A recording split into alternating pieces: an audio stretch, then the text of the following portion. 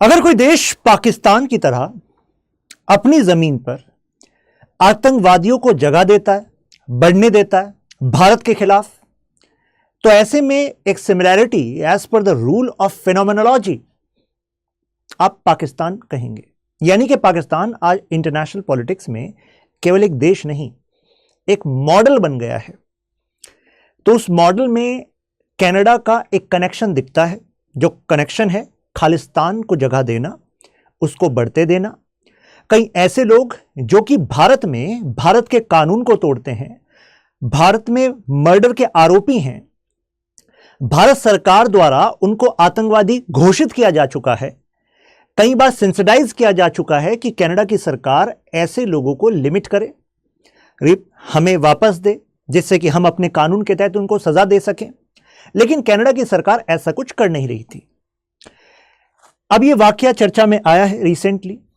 जो Canadian prime minister है mister ट्रूड्यू, उनका कहना है उनकी पार्लियामेंट में कि भारत ने उनकी संप्रभुता को नुकसान पहुंचाया है और उनके नागरिक को ब्रिटिश कोलंबिया के गुरुद्वारे की पार्किंग में एलिज्ड, मतलब ऐसा एलिगेशंस लगाई गई है कि हत्या हुई है। और उनका कहना है कि भारत की इंटेलिजेंस एजेंसीज ने ऐसा किया है। इस वीडियो में केवल हम इस वाक्य की बात नहीं करेंगे, हम पहले इस वाक्य की बात करेंगे, फिर इसके बीच में हम सिख और उनका रोल इन कनाडा वो कैसे बढ़ता चला गया उसके बारे में बात करेंगे। इंडिया के लिए वो कितना सिग्निफिकेंट है और कैसे एक नैरेटिव वो हमारे देश के खिलाफ वहां पर बिल्ड होता चला गया। वहां पर पॉजिटिव भी है और वहां पर नेगेटिव भी है। कैसे सिख्स की वहां पर प्रेजेंस, यानी कि इंडियन डायस्पोरा की वहां पर प्रेजेंस इंडिया के लिए बहुत अच्छी है, लेकिन उसमें एक नेगेटिव एस्पेक्ट को मेजर नैरेटिव बनाया जा रहा है। नए नए जो नौजवान भारत से वहां पर जा रहे हैं उनको बरगलाया जा रहा है। और जैसे कि मॉडर्न टाइम में कहा जाता है कि आज आपकी सुरक्षा को खतरा केवल बॉर्डर पर नहीं है, आज आपकी सुरक्षा को खतरा सिविल सोसाइटी में जो इंफॉर्मेशन वॉरफेयर है उससे भी है, as per the statement release by our national security adviser mister Ajit Doval. तो यानी कि अब हथियार, बॉम्ब, इसके अलावा जानकारी और उसके थ्रू लोगों को बरगलाना हमारे देश की संप्रभुता, अखंडता के खिलाफ, वो भी एक बहुत बड़ा खतरा है। तो इस वजह से हमें क्रिटिकल असेसमेंट रखना जरूरी है, हर तथ्य पर जाना जरूरी है। फिर इसके बाद बताऊंगा आपको कि जस्टिन ट्रूड्यू वो पहले प्रधानमंत्री नहीं है जिनके समय पर इंडिया कनाडा के रिलेशंस में डाउनफॉल आया है। इससे पहले इनके पिता पैरे ट्रूड्यू, उनके समय पर भी इंडिया और कनाडा के रिलेशन में डाउनफॉल आया था। तो ये ट्रेडिशन है, एक तरीके से यहां लिंक हो रहा है। लेकिन दोनों की, मतलब जो इनके पिता थे पैरे ट्रूड्यू, उनके क्या कारण थे जिसकी वजह से इंडिया कनाडा के रिलेशन में डाउनफॉल आया था, वो अलग थे और आज कारण अलग है। फिर थर्ड वाले पार्ट में हम जाएंगे कि अभी इंडिया और कनाडा के रिलेशंस में ट्रेड एस्पेक्ट में सेपा क्या चल रहा है और क्या फ्यूचर में उस पर भी इंपैक्ट आ सकता है रीसेंट इवेंट से। क्योंकि आप में से काफी लोग यह जानने के इच्छुक होंगे कि अगर डाउनफॉल आया है, एक दूसरे के सीनियर डिप्लोमेट को हमने बाहर का रास्ता दिखाया है, तो क्या फ्यूचर में जो हमारे स्टूडेंट्स वहां पर जाना चाह रहे हैं या ट्रेड के जो लिंक हैं, क्या उनमें डाउनफॉल आएगा? तो by the end of this video ये सारे पॉइंट्स आपको बिल्कुल क्लियर हो जाएंगे। हेडलाइन तो आपको पता लग गई। हरदीप सिंह निज्जर ये वो व्यक्ति हैं जो चर्चा में हैं, भारत द्वारा आतंकवादी घोषित हैं, भारत से इनके खिलाफ वारंट था, इन्हीं की वहां पर अभी डेथ हो जाती है। अब उन्होंने यहां पर जो पवन कुमार राय हैं, ये भारत के वहां पर हाई कमीशन में एक ऑफिसर हैं, वैसे आईपीएस हैं 1997 बैच के। कनाडा का कहना है कि ये रॉ विंग को हेड कर रहे हैं कनाडा में, और इनको एक्सपेल किया गया है क्योंकि इनका वहां पर कुछ ना कुछ लिंक उनको लगता है। भारत ने ऑफिशियली ऐसे सभी बातों को डिनाई किया है, राइट। वैसे आप और हम, भाई हम गवर्नमेंट को रिप्रेजेंट नहीं कर रहे, हम एक एजुकेशन फैटर्निटी है, हम तो अपने देश के हित के लिए तथ्यों पर बात करेंगे। तो हम सबको पता है कि इंटेलिजेंस जब हम बात करते हैं, एंशिएंट टाइम से आज तक इंटेलिजेंस हर एक देश की सुरक्षा के लिए आवश्यक है कि नहीं? इंटेलिजेंस हमारे देश के अंदर भी काम करती है और देश से बाहर भी काम करती है। और ऐसा नहीं है कि कनाडा की इंटेलिजेंस एजेंसी दुनिया के अलग अलग कोनों में काम नहीं करती। वो अलग बात है कि उनको इतनी सिग्निफिकेंस नहीं मिली। ज्यादा सिग्निफिकेंस आप इजराइल, यूएसए या इंडिया का जो असर्टिव आप एस्पेक्ट देख रहे हैं यहां पर पॉलिसी का, वो उसमें दिख रही है। आप इसको ऐसे भी कनेक्ट कीजिएगा कि G20 में जब अभी मिस्टर ट्रूड्यू आए थे तो उन्होंने G20 में भारत से दरख्वास्त की थी कि उन्हें मोदी जी के साथ अलग से बायलैटरल मीटिंग दी जाए। बायलैटरल का मतलब है कि इंडिया और कनाडा आपस में बातचीत करेंगे। इंडिया ने इससे पहले भी खालिस्तान को लेकर जो रेफरेंडम वहां पर हुआ और वहां की सरकार ने कुछ नहीं किया और उल्टा बता रहे थे कि ये freedom of speech and expression है, तो हमने कहा था कि इस पर एक्शन होना चाहिए, उन्होंने नहीं किया। तो ऐसे में हमने बायलैटरल मीटिंग का उन्हें समय नहीं दिया। तो ऐसे कुल मिलाकर 3 वाक्य हुए G20 के दौरान, जब मिस्टर ट्रूडियो को अपने जो कनाडा में दिए उनके पूर्व के बयान का खामियाजा अपने देश के इंटरेस्ट के लिए देखना पड़ा। बताइए आप, अलग अलग देशों को मौका मिला बट कनाडा को नहीं मिला। ऐसे ही जब उनका प्लेन खराब हो गया था, आपको पता है, वो तो एक बेसिक फैक्ट है, बट बॉडी लैंग्वेज भी काफी कुछ बोलती है, राइट? तो उसमें भी हमने देखा कि वो रिलेशंस नहीं रिफ्लेक्ट हो रहे थे, क्योंकि जाहिर सी बात है, अगर आप हमारी देश के खिलाफ काम होने देंगे, एक तरीके से आप हमारे देश के खिलाफ काम कर रहे हैं, सीधी बात है। तो अब ऐसे में वापस गए ट्रूडियो साहब, अब उन्होंने ये बयान दे दिया अपनी पार्लियामेंट में कि भारत, अब ये इसलिए भी महत्वपूर्ण हो जाता है कि जब से आप अपनी मेमोरी में पढ़ेंगे कि क्या किसी देश ने आज तक एक्सेप्शनिस्ट पाकिस्तान ऑफिशियली अपनी पार्लियामेंट में यह बयान दिया है कि भारत ने उनके घर में, मतलब उनकी टेरिटरी में, उन्हीं के नागरिक को का कत्ल किया हो। ऐसा किसी देश ने आज तक नहीं किया एक्सेप्ट पाकिस्तान। तो मुझे बताइए, पाकिस्तान का साथ कंपैरिजन है कि नहीं? टेररिज्म को पालना पाकिस्तान के साथ कंपैरिजन है कि नहीं? अब मैं इसलिए भी ये सिमिलरिटी यहां पर ड्रॉ कर रहा हूं क्योंकि पाकिस्तान फिनोमिनोलॉजी, अगर हम इंटरनेशनल पॉलिटिक्स की बात करें तो जिसमें ना नए नए वर्ड इमर्ज होते रहते हैं, राइट? यानी कि कुछ एग्जाम्पल्स बनते रहते हैं। तो अगर स्टेट स्पॉन्सर्ड टेररिज्म का इस्तेमाल करके पाकिस्तान का यह हश्र हुआ है, तो ऐसे में कनाडा को आज से 50-60 साल पहले आगे की सोचनी चाहिए, क्योंकि इतिहास गवाह है, जो इतिहास में कभी समृद्ध देश थे, पोर्चुगल, स्पेन, आज इंटरनेशनल पॉलिटिक्स में उनका कोई इतना विशेष स्थान रह नहीं गया है। जब 2008 का आर्थिक संकट आया तो पिग्स नेशंस एक टर्म पॉपुलर हुआ, उसमें पोर्चुगीज थे, स्पेन था, आयरलैंड था, आई में, दूसरे आई में इटली था, ग्रीस था, स्पेन था, तो पोर्चुगल। अब आप सोचिए, पुर्तगाली वो लोग थे जिन्होंने दुनिया पर राज किया था, कॉलोनियल एम्पायर था उनका, राइट? ग्रीस अपने नॉलेज के लिए जाने जाते थे एंशिएंट टाइम से, राइट? और आप स्पेन का देख लीजिए, स्पेनिश एम्पायर। लेकिन क्या हश्र हुआ 2008 में, आपको पता है? तो इंटरनल पॉलिटिक्स के कारण भी था, जो पोर्चुगीज में हुई सालाज़र का समय। तो मैं सारे जो वर्ल्ड हिस्ट्री है और अभी तक का जो अनुभव है इंटरनेशनल पॉलिटिक्स, उसके सम्मिश्रण से बता रहा हूं कि अगर किसी भी देश ने रेडिकल एलिमेंट्स को अपनी यहां जगह दी है, घर की अपनी राजनीतिक इच्छाओं के कारण, जैसे कि मिस्टर ट्रूडियो कर रहे हैं, या फिर किसी देश को नीचा दिखाने के लिए जैसे कि भारत के खिलाफ एक्शन करना, तो उसका हश्र बुरा ही हुआ है। क्योंकि रेडिकल एलिमेंट वो किसी के नहीं होते, रेडिकल एलिमेंट केवल अनस्टेबिलिटी फैलाते हैं। जब तक उनके पास ज्यादा पावर नहीं है तब तक वो आपकी देश की सरकार का सपोर्ट लेंगे, जैसे कि कनाडा में खालिस्तानी फ्रंट कर रहे हैं। लेकिन जैसे उनके पास ज्यादा पैसा, ज्यादा हथियार हो गए, तो वो जहां रहते हैं रेडिकल एलिमेंट, वो उसी का नुकसान करते हैं। पाकिस्तान में तालिबान का होना, फिर तालिबान का अफगानिस्तान में होना, फिर तालिबान का अब पाकिस्तान के घर में, यानी कि पाकिस्तान में आतंकवादी हमले करना, यह इस बात का एग्जाम्पल है। तो संकीर्ण जो सोच होती है घरेलू राजनीति की, उसके बाहर जाकर कनाडा को सोचना चाहिए। तो ये तो अभी तक की अपडेट। फिर एमईए ने रिजेक्ट कर दिया, प्लस एमईए ने वहां के जो सीनियर डिप्लोमेट हैं उनको कहा है आपके पास 5 दिन है, आप भी जरा बाहर का रास्ता दिखाइए। क्योंकि देखिए, ये रेसिप्रोकल तो करना पड़ेगा। उन्होंने हमारे डिप्लोमेट को बाहर निकाला है, तो भाई डिप्लोमेटिक एक्सचेंज तो करना पड़ेगा फिर, है कि नहीं? शांत तो हम भी नहीं बैठेंगे। अब देखिए, 2 प्रोमिनेंट इंसिडेंट्स बताता हूं, आप उसी से देखिएगा। लास्ट ईयर खालिस्तान को लेकर रेफरेंडम कराया जाता है। रेफरेंडम का मतलब होता है जनमत संग्रह, और वो इस तरीके से इसको प्रोजेक्ट करते हैं कि देखो, सिख पॉपुलेशन जो है वो ये कहती है कि खालिस्तान बनना चाहिए। हमारा सबसे पहले उनसे पूछना है, मतलब मेरा आप लॉजिक समझिएगा, रेफरेंडम कहां करा रहे हो? कनाडा में करा रहे हो, ब्रैम्पटन में करा रहे हो। किससे करा रहे हो? जो वहां की सिख जनता है, जो इस मुद्दे के सपोर्ट में, उनसे करा रहे हो। और अभी जो निज्जर जी जो एक्सपायर हुए हैं, वो वहीं के नागरिक हैं। तो भाई, तुम अपने ही नागरिकों से रेफरेंडम करा रहे हो जिनका लीनियज भारत से है, और सपोर्ट कर रहे हो कि भारत में खालिस्तान बने। अरे फिर भारत में क्यों खालिस्तान बने? आप वहीं बनाओ ना खालिस्तान। जनमत संग्रह वहां के लोगों का है, तो भारत का भविष्य कैसे डिसाइड कर सकते हैं? लॉजिक नंबर 1 तो ये तो इलॉजिकल है बिल्कुल। जो खालिस्तान फ्रंट है उसको भी जरा सोचना चाहिए, राइट? और भारत में ऐसा रेफरेंडम कराएंगे तो पता है आपको क्या होगा, राइट? अभी एग्जाम्पल दूंगा आगे अमृतपाल जी का क्या हुआ। This year glorification of Indira Gandhi murder. आप खुद ही सोचिए, भारत की पूर्व प्रधानमंत्री की पैरेड निकाली जाती है। ये तो मैंने आपको बताया, ये सिख फॉर जस्टिस रेफरेंडम वहां पर हुआ। कनाडा की लार्जेस्ट सिख पॉपुलेशन ब्रैम्पटन में है।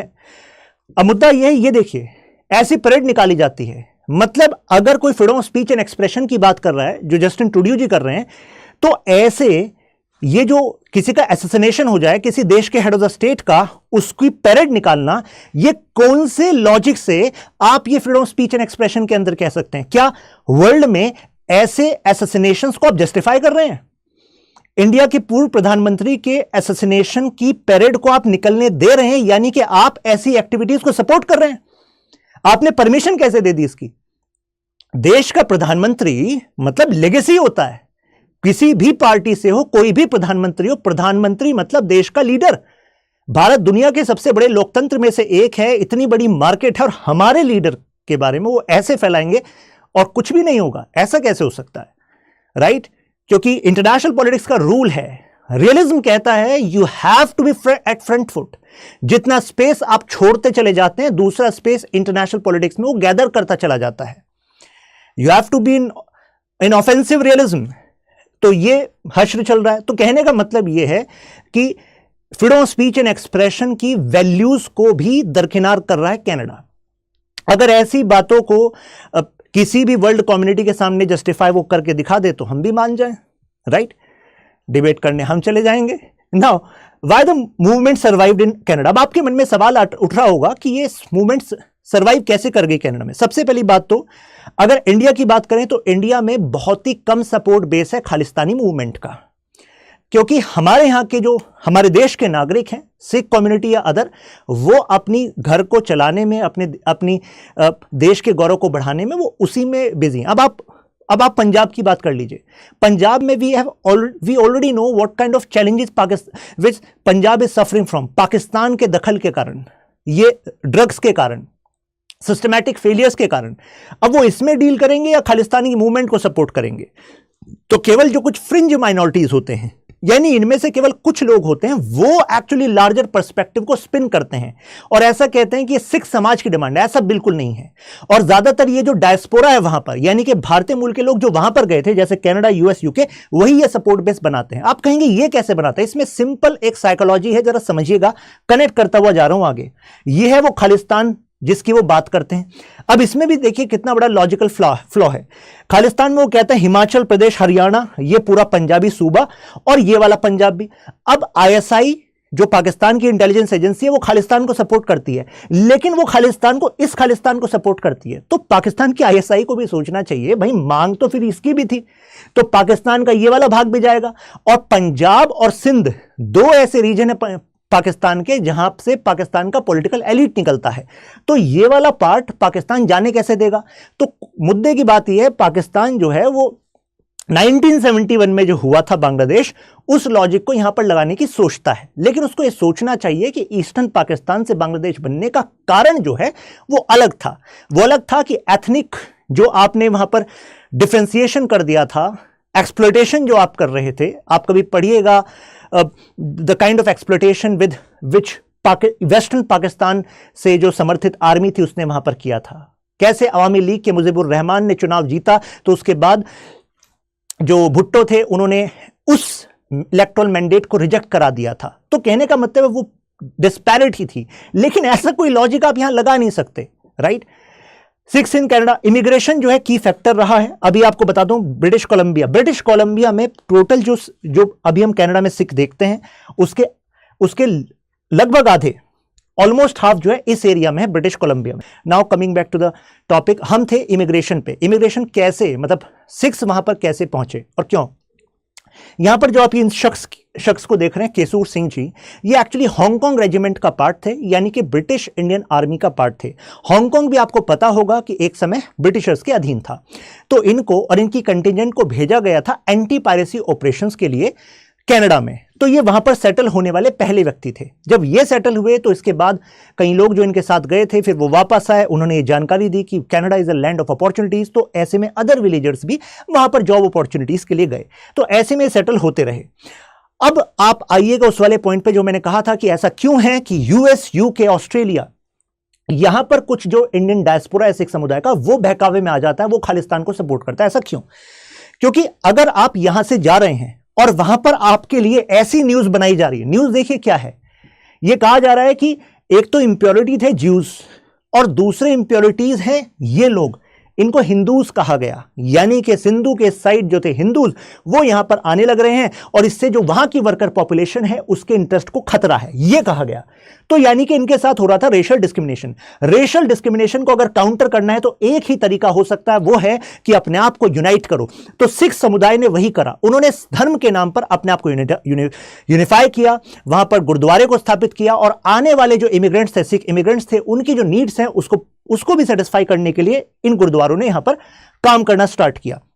तो एक्सटेंसिव एड दी गई सिख समुदाय के इस ऑर्गेनाइज एफर्ट द्वारा, जिससे कि अन्य सिख भी ज्यादा संख्या में वहां पर आ सके, वहां पर सेटल हो सके। तो बिजनेस कम्युनिटी में, एंड चाहे वर्कर्स हो चाहे बिजनेसमैन हो, अगर हर जगह सिख समुदाय के लोग होंगे तो उनके खिलाफ रेशियल डिस्क्रिमिनेशन करना आसान होगा कि मुश्किल होगा? मुश्किल होगा। So what was the binding force? Binding force was Sikh religion, binding force was also India.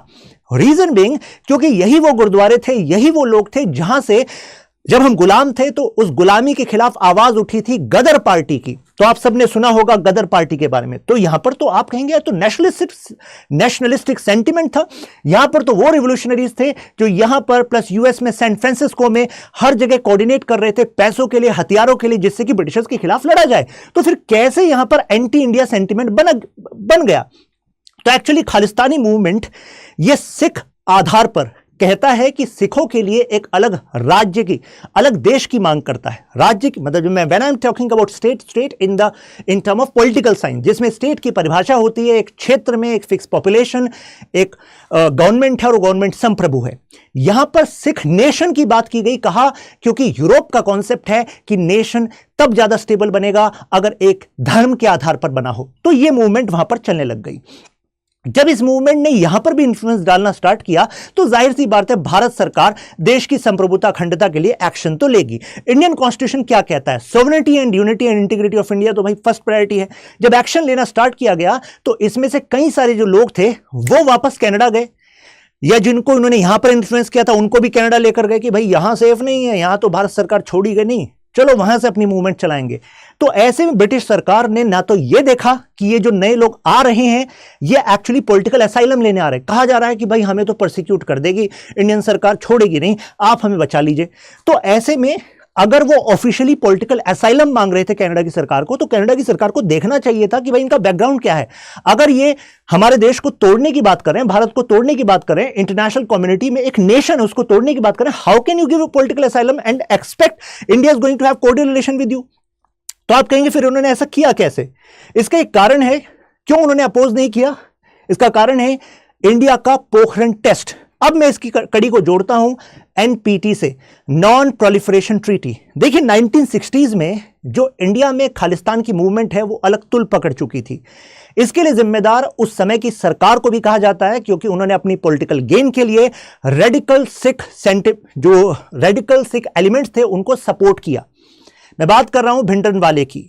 अब उनको सपोर्ट किया और किस वजह से कि भाई शिरोमणि अकाली दल, सैड जो पार्टी है, मतलब उसके खिलाफ हम एक मोर्चा स्टैब्लिश कर पाएंगे और उससे उस समय की जो कांग्रेस की सरकार है उसके कैंडिडेट्स को बल मिल जाएगा। लेकिन यह रूल है कि अगर आप रेडिकल एलिमेंट्स को पॉलिटिकल मींस के लिए इस्तेमाल करेंगे तो वो आपको बैकफायर करेगा, राइट? और वो बैकफायर कर गया। अब जब ये इतना बड़ा इशू बन गया, अब मैं ये बताना चाहूंगा ऐसा नहीं है कि उस समय भिंडरनवाले को सपोर्ट करना यही सीड था, नहीं, सीड तो बहुत पुराना था क्योंकि पहले से ही सीट चलता आ रहा था। यहां पर एक व्यक्ति को उसको स्पिन करने का मौका मिल गया भारत के खिलाफ और उसको सपोर्ट मिलने लगा पाकिस्तान से। पाकिस्तान के आईएसआई को लगा रहे ये तो मौका है, हमें तो तुम में वो दिख रहे हैं जिनके सहारे बांग्लादेश लिबरेट हुआ था। तो वो ऐसा सोचने लग गए कि ऐसी फॉलोइंग, ऐसी लीडरशिप जैसे शेख मुजीबुर रहमान की, ऐसा लग रहा होगा आईएसआई को, जबकि ऐसा कुछ था नहीं। फाइनली जब भारत सरकार ने एक्शन लिया, अब एक्शन पे तो बाद में जाएंगे क्योंकि वो 1984 की बात आ गई, उससे पहले ही चलते हैं, 1960s में ही चलते हैं। 1960s में अब एनपीटी एक ट्रीटी को फ्लोट किया गया। अब इसका तार देखिएगा कैसे इससे कनेक्टेड है। NPT is non proliferation treaty. ये कहती है, जो भारत से कह रहे थे यूएस कनाडा जैसे देश कि देखो भारत तुम इस पे साइन कर दो और ये शपथ ले लो कि आज के बाद तुम आगे कभी भी न्यूक्लियर टेस्ट नहीं करोगे। अब भारत न्यूक्लियर टेस्ट क्यों नहीं करेगा भाई? तो कहा गया कि तुम्हें जरूरत क्या है? भारत ने कहा भाई तुम्हें क्या जरूरत है, तुमने क्यों न्यूक्लियर वेपन रखे हुए हैं? तो उनका कहना देखो हमने तो बना लिए, हमारे तो पहले से ही बने हुए हैं, लेकिन हम दुनिया में शांति चाहते हैं तो तुम मत बनाओ, बाकी ये देश मत ना बनाए। तो एक तरीके से दुनिया को दो पार्ट में डिवाइड करने की कोशिश थी Canada USA and some western European powers, कि एक तो हो न्यूक्लियर वेपन स्टेट, एक हो नॉन न्यूक्लियर वेपन स्टेट जिनके पास न्यूक्लियर वेपन रहे ना, जिससे कि पावर का बैलेंस इन्हीं के फेवर में रहे। और ये इसको बहाना दे रहे थे कि भाई ये तो हम दुनिया की शांति के लिए कर रहे हैं। तो भारत ने कहा भाई मतलब हम तो देखो साइन नहीं कर सकते, पाकिस्तान का चिंता है हमें, उधर से चाइना है, तो हम नहीं साइन कर सकते। खैर भारत का स्टेटस था जिसमें हम कह रहे थे कि हम पीसफुल तरीके से चलते हैं। खैर हमने जो है खुद कनाडा के खुद के फायदे के लिए, क्योंकि उनकी कंपनियों को फायदा हो रहा था, तो उन्होंने हमें कैंडू ये एक न्यूक्लियर रिएक्टर सप्लाई किए जिससे कि हम न्यूक्लियर एनर्जी पर काम कर सकें। आप सबने सुना होगा कि भारत के न्यूक्लियर रिसर्च, न्यूक्लियर जो एनर्जी के फील्ड है उसमें कंट्रीब्यूशन कर रहे थे मिस्टर भाभा, राइट, होमी जहांगीर भाभा जी। तो ऐसे में उन्होंने एक चीज पहचान ली थी कि भाई अंतर्राष्ट्रीय राजनीति में अपने आप को टिकाए रखना है, अपने देश को सिक्योर करना है, तो हमें डुअल यूज की टेक्नोलॉजी बनानी है। यानी कि न्यूक्लियर रिएक्टर तो हमने खरीद लिया, भाई पैसा दिया, फ्री में थोड़े लिए कनाडा से। अब ये देखिएगा इनका रेस्पॉन्स क्या था कनाडा का। हमने सोचा कि भाई हम इस तकनीक से अपने साइंटिस्ट अब कुछ और बनाएंगे, यानी कि इस तकनीक को इंप्रोवाइज करेंगे और उसके बाद हम देश के लिए न्यूक्लियर टेस्ट करेंगे, जिससे कि हम न्यूक्लियर डिफेंस प्रूव कर सकें कि कोई हमारे देश पर हमला करेगा तो न्यूक्लियर वेपन हमारे पास भी हैं। तो जब भारत ने वो टेस्ट किया तो अब इनको जलन हो गई। ये है पैरेट ट्रूड्यू, अभी जो जस्टिन ट्रूड्यू वहां के लीडर हैं कनाडा के, उनके पिताजी। इनका कहना था ये तुमने कैसे कर दिया? हमने कहा कर कैसे दिया? अब आपको डिटेल बताएं क्या कैसे कर दिया? टेस्ट आपने देख लिया, कर दिया, हमारे देश की सुरक्षा के लिए जरूरी था। तो उन्होंने कहा नहीं, अब हम तुम्हारे खिलाफ हैं, हम जो तुम्हारे खिलाफ सैंक्शंस लगाएगा यूएस, जो अदर नेशंस ये लगा रहे थे, हम उसको सपोर्ट करेंगे। हमने कहा ठीक है तुम सपोर्ट कर लो, कोई दिक्कत वाली बात नहीं है। और मुद्दे की बात यह थी कि इस समय पर इन्होंने इसका इस्तेमाल इन रेडिकल एलिमेंट्स को पनाह देने के लिए किया। तो ये जो लोग वहां पर जा रहे थे, ये पॉलिटिकल असाइलम वाले, तो इन्होंने क्या करा कि ठीक है उन्होंने आने दो। तो एक तरीके से ये भारत और कनाडा के संबंधों में उस टाइम गैप वाली बात हो गई थी, राइट। इन्हें भारत में के खिलाफ काम करने वाले अलगाववादियों के खिलाफ एक्शन लेना चाहिए था, इन्होंने लिया नहीं। अब आते हैं इनके बेटे पर, why current government doesn't actually act against these elements. तो इनका कारण है वोट बैंक पॉलिटिक्स, क्योंकि इनकी खुद की जो सरकार है उसको पूर्ण बहुमत है नहीं, इनकी रेटिंग्स गिर रही है। फिलहाल ये कहा जा रहा है कि शायद G20 में इनकी हालत देख ली आपने। इससे पहले शी जिनपिंग से मिले थे, शी जिनपिंग जी ने अलग ड्रेसिंग डाउन कर दिया था इनका। ड्रेसिंग डाउन का मतलब है कि कुछ शी जिनपिंग एंड मिस्टर ट्रूड्यू के अंदर की बात थी, उसको ट्रूड्यू जी ने ऑफिशियली रिलीज कर दिया था स्टेटमेंट में, that was derogatory for the Xi Jinping, और Canada was taking action against some of the Chinese companies. तो कहने का मतलब है इन जो कनाडा की पब्लिक है उनके सामने इनकी इमेज ऐसी थी कि भाई ये कहीं पे भी धुलाई करा के आ जाते हैं कनाडा की, कहीं पर भी नेगेटिव, मतलब एक वीक प्रोजेक्ट कर रहे हैं कनाडा को। तो इन्हें लगा कि अच्छा अब मैं स्ट्रॉन्ग प्रोजेक्ट करके दिखाऊंगा। तो अब इन्होंने जो है एंटी इंडिया यहां पर स्टैंड ले लिया है ऑफिशियली, कि भारत के खिलाफ ऐसा इल्जाम लगाया जो अभी तक के इतिहास में पाकिस्तान के अलावा किसी ने लगाया नहीं। तो अलग रिकॉर्ड बना रहे हैं। इनका कारण यह है क्योंकि इनकी पार्टी को पूर्ण बहुमत नहीं है, इनकी सरकार जा सकती है। इनकी पार्टी, इनकी जो सरकार चल रही है वो इस पार्टी के समर्थन से चल रही है। यह है एनडीपी, न्यू डेमोक्रेटिक पार्टी, और इसके लीडर है मिस्टर जगमीत सिंह। तो जगमीत सिंह अगर इनको सपोर्ट देकर इनकी सरकार को चलाया हुआ है, ठीक है, सपोर्ट से सरकार चल रही है, और जगमीत सिंह जो है जाने माने खालिस्तानी है। अब इनकी जरा मैं स्टेटमेंट आपको सुना दूं, जरा इनकी स्टेटमेंट सुनिए, अभी अभी आई है, तो लेक्चर से जस्ट पहले आई रिसीव्ड, तो जरा सुनिएगा, आवाज सुनिएगा इनकी और बात सुनिएगा क्या कह रहे हैं। ये अपनी पार्लियामेंट में बयान दे रहे हैं। Potential link between a murder of a Canadian citizen on Canadian soil by a foreign government is something I could never have imagined. To understand what that means to the community, this is a place that so many people around the world have sought as a refuge. People have fled persecution in their home countries, where they were threatened by torture and violence and death, to come to Canada as a beacon of safety, a place where you could be safe, free from violence, be able to speak your thoughts, speak your mind, and not worry if you would wake up dead the next day or someone you loved. इसको कहते हैं blending technique, यानी कि Canada को बता रहे हैं कि देखो हमारी जो कनाडा की धरती है वहां पर कितने सारे लोग परसिक्यूशन से बचने के लिए आए हैं, फ्रीडम ऑफ स्पीच का इस्तेमाल किया है। तो इनसे कोई पूछे क्या कनाडा में जो भारतीय मूल के वहां लोग पहुंचे हैं उसमें से कितने % ऐसे लोग हैं जो परसिक्यूशन से बचकर वहां पर पहुंचे, कोई इनसे पूछे। एजुकेशन अपॉर्चुनिटीज के लिए मेजरली इंडियन हमारे जो भाई हैं, बंधु हैं, वो वहां पर पहुंचे हुए हैं, वहां पर ट्रेड के लिए पहुंचे हुए हैं, लेकिन ये अपनी पॉलिटिक्स को चमकाने के लिए नैरेटिव चेंज कर रहे हैं, कह रहे हैं freedom of speech and expression के लिए पहुंचे हैं। अगर ये इसको वायलेंस बता रहे हैं, जैसे वो वहां पर हत्या हुई है, तो इनसे पूछा जाए तो आप ऐसे लोगों का समर्थन कैसे करते हैं जिन पर इतने सारे केसेस भारत में चल रहे हैं, जिन्होंने वायलेंट एक्शंस भारत में किए हैं। मतलब इसको कहते हैं हिपोक्रेसी का नेक्स्ट लेवल। अब यहां पर कॉन्फिडेंस एंड सप्लाई एग्रीमेंट हुआ है इनके बीच में, यानी कि आप हमें सपोर्ट करते रहिए और ये अपना कॉन्फिडेंस इनको देते रहेंगे। तो ऐसे में दिस इज द पॉइंट कि ये चलता आ रहा है इनका।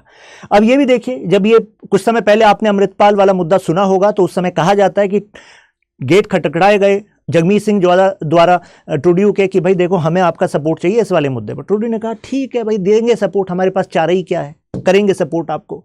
अब इंडिया कनाडा रिलेशंस की बात करते हैं। अब आते हैं, ये तो आपने पूरा इशू समझा, अब रिलेशंस अभी क्या चल रहे हैं। देखिए ट्रेड रिलेशंस अच्छे हैं इन टर्म्स ऑफ $8 बिलियन का हमारे पास डेटा है 2022 का। और मुद्दे की बात यह यहां पर बैलेंस है, बैलेंस का मतलब 4 बिलियन एक्सपोर्ट तो 4 बिलियन के आसपास इंपोर्ट, तो बैलेंस है। एक और अच्छी बात है कि यहां पर दोनों के बीच में ट्रेड रिलेशंस कॉम्प्लीमेंट्री नेचर है, मतलब कि यहां पर कॉम्पिटिशन नहीं, कॉम्प्लीमेंट्री रिलेशन है।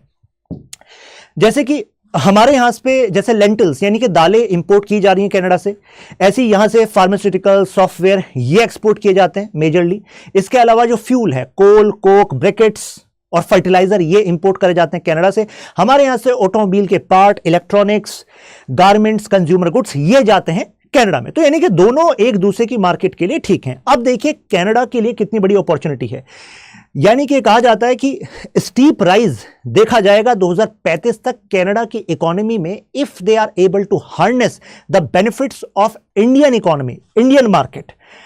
ये कॉम्प्रिहेंसिव इकोनॉमिक पार्टनरशिप एग्रीमेंट है। $3.8 बिलियन से $5.9 बिलियन के आसपास कनाडा का जीडीपी गेन होगा इस पॉलिसी के इंप्लीमेंटेशन। मतलब एक ऊपर बात सुनिए जरा आप, कनाडा कह रहा है कि जो ट्रेड का रिलेशंस की बात चल रही थी ना इंडिया कनाडा में, अभी वो स्टॉप हो जाएगी। मतलब ऐसा बता रहे हैं जैसे इंडिया को ही नुकसान होगा। अरे भाई आपको भी तो नुकसान है, और इंडिया कंज्यूमर मार्केट है, और जो आपका ट्रेड होता है इसमें कमर्शियल इंटरेस्ट बहुत ज्यादा इन्वॉल्व होते हैं, राइट। अब ये देखिए कैनेडियन पेंशन फंड इस $15 बिलियन के आसपास इंडिया में इन्वेस्ट किया गया है। 600 से ज्यादा ऐसी कंपनियां हैं कनाडा की जो भारत में काम कर रही हैं, जैसे कि आपका दिस एविएशन फील्ड की कंपनी बॉम्बार्डियर, ऐसे ही ये एसएनसी लेवलिन इंफ्रास्ट्रक्चर इंजीनियरिंग फील्ड की कंपनी है। अब इंप्लीकेशन क्या होगा टेंस रिलेशंस का, देखिए अभी आने वाले समय में क्या होगा वो तो फ्यूचर के एक्शंस बताएंगे, राइट, कि कनाडा की सरकार क्या करती है क्या नहीं करती है। वैसे ऐसा लग रहा है कि इंडियन गवर्नमेंट जो है, अभी तक बार बार कही जा रही थी कि कनाडा शुड टेक एक्शन, अगर उन्होंने हमारे डिप्लोमेट को बाहर निकाला, हमने उनको डिप्लोमेट को बाहर निकाला, तो अब हम पीछे नहीं हटेंगे। अब हम यहां पर कहेंगे कि there should be certain conclusive effort should be taken by Canadian government. और बाकी रही इस जांच की बात, जो हत्या हुई है तो वो तो इंडिया सपोर्ट करेगा ही, राइट। तो अब ये जो हमारे इतने सारे लोग वहां पर जाते हैं तो huge amount of remittance Bharat में आता है, तो इनकी फैमिलीज को क्या कुछ दिक्कत आने वाली है? ऐसा कोई दिक्कत यहां पर नहीं आने वाली, कोई टेंशन वाली बात नहीं है कि ओवरऑल जो ट्रेड रिलेशंस हैं वो कमर्शियल इंटरेस्ट से चलते हैं। वहां की कंपनियां जो है, वहां की पॉलिटिशियंस को कहेंगी कि यार तुम अपनी सरकार को बचाने के चक्कर में हमें अगर बिलियंस का नुकसान कराओगे तो चुनाव में फिर चंदा लेने मत आ जाना। तो कहने का मतलब है ये एक प्रैग्मेटिक रियलिटी है प्रेजेंट वर्ल्ड की। एक फेमस स्कॉलर हैं इंटरनेशनल पॉलिटिक्स के मिस्टर जेम्स विलियमसन, और ऐसी ग्लोबलाइजेशन के एक फेमस सपोर्टर हैं केनिची ओहामे। तो दोनों के पर्सपेक्टिव को मिलाएं तो कहा जाता है कि आज के समय में हम कॉम्प्लेक्स इंटरडिपेंडेंस में हैं, जहां पर कि मल्टीनेशनल कॉरपोरेशंस का रोल जो है वो इंटरनेशनल रिलेशंस पर भी पड़ रहा है। तो यानी कि कमर्शियल इंटरेस्ट साइड में चलते रहेंगे। बाकी रही बात जो फर्दर इंटरेस्ट बढ़ सकते थे, उसमें कुछ अभी रिकॉर्ड हो सकती है कुछ समय के लिए। एजुकेशन की बात करें तो अगर कनाडा में टोटल, अगर हम कोहोर्ट्स की बात करें तो ग्रुप ऑफ स्टूडेंट्स की बात करें तो सबसे बड़ा ग्रुप जो है वो इंडिया का है। तो इससे फायदा किसको हो रहा है? कनाडा को भी हो रहा है, इंडिया को भी हो रहा है। इंडियन स्टूडेंट्स आर गेटिंग और तो अगर वो वहां पर नौकरी कर रहे हैं तो अपने देश में रेमिटेंसेस को भी भेज रहे हैं। कंक्लूजन के तौर पर कहा जा सकता है कि जो खालिस्तानी मूवमेंट है, it's not about popular support. मुद्दा यहां पर यह है कि आपको जियोपॉलिटिक्स को चुनना है या जियो इकोनॉमिक्स को चुनना है। तो जियो इकोनॉमिक्स तो साथ साथ चलती रहनी चाहिए, उनको जो आर्थिक फायदे हैं, हमें जो आर्थिक फायदे हैं, लेकिन अगर वो ट्रेड रिलेशंस इंप्रूव नहीं होंगे, इस पर बात नहीं होगी ट्रेड डील पर, या फिर इंडिया जो है एक्सेप्ट करे, तो ये सब तो देखो चलेगा नहीं, राइट। तो जियोपॉलिटिक्स एक्चुअली इसका कारण है, और तो ऐसे में हमें जियोपॉलिटिक्स और जियो इकोनॉमिक्स को यहां पर साथ में मैनेज करना पड़ेगा। रही बात चाइना और पाकिस्तान का, can will actually tolerate this subsidies and assist in various Khalistani movement. हम सब जानते हैं कि ये भी सपोर्ट करते रहे हैं। तो इसी फहरिस्त में अगर कनाडा जुड़ता है तो कनाडा को नुकसान उठाना पड़ेगा। आप इस एंगल को ऐसे भी समझिए कि नदर्न अमेरिका की पॉलिटिक्स देखिए। नदर्न अमेरिका में यूएसए, कनाडा और मैक्सिको, यहां पर यूएसए के स्ट्रेटेजिक कन्वर्जेंसेस हैं इंडिया के साथ, और यूएसए काफी महत्वपूर्ण रिलेशन रखता है कनाडा के साथ। यूएसए भी यहां पर नज कर सकता है कनाडा को कि you have to take certain actions against these Khalistani movement if India actually have more assertive diplomatic, more मतलब वेट हम रखें यूएस की तरफ भी, क्योंकि यूएस को जरूरत है अपनी हेजेमनी को बचाने के लिए, अपने इंटरेस्ट को बचाने की अगेंस्ट चाइना, और ऐसे में इंडिया वहां पर एक इंपॉर्टेंट पिलर है। तो ऐसे में न्यू जनरेशन ऑफ सिख्स जो हैं, तो अब जो नई जनरेशन ऑफ सिख हैं वो जो पास्ट के कुछ इंसिडेंट्स हैं उसके आधार पर जो स्पिन किया जाता है इमोशन को, अब वो धीरे धीरे वो चीजें जाती जा रही हैं। तो ऐसे में फ्यूचर में हमें फ्यूचर को ब्राइट बनाने पर फोकस रखने की जरूरत है, वहीं पर एक्शन होंगे। Now discuss the access of India Canada relations in recent time. तो मुझे लगता है कि इस वीडियो से आपको काफी क्लैरिटी मिल गई होगी, राइट। फिर मिलते हैं नेक्स्ट वीडियो में, तब तक के लिए जय हिंद।